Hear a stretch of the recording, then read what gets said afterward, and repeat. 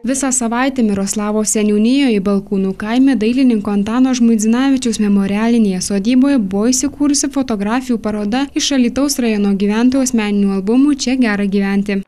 Šiais metais minint Antano Žmuidzinavičiaus 135-asis gimimo metines, Alytaus rajone yra švenčiamas minimos ši data. Na ir žinoma, minint šią datą Alytaus rajone vyks labai daug renginių, yra visas ciklas, prasidėjo jisai gegužės mėnesį, na, o tęsiant tą gražų ciklą, būtent ir yra ši paroda fotografijų iš asmeninių gyventojų albumų Čia gera gyventi.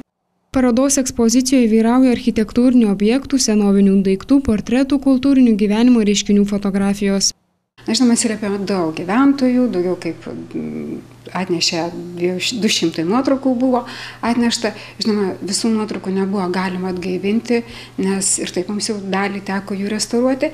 Ir dabar šioje parodoje yra 25 autorių fotonuotraukos ir viso dabar eksponuojama 82 fotonuotraukos.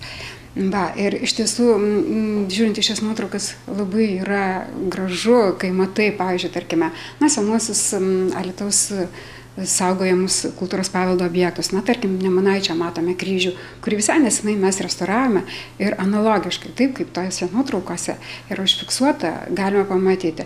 Labai gražu Punios piliakalnis, matom, kaip senovėje žmonės eidavo pasipuošę į šventes, kiek žmonių susirinkdavo į šventes. Na, iš ties puikių, labai gražių ir portretų yra, ir karinės tematikos yra, ir buities brangių daiktų.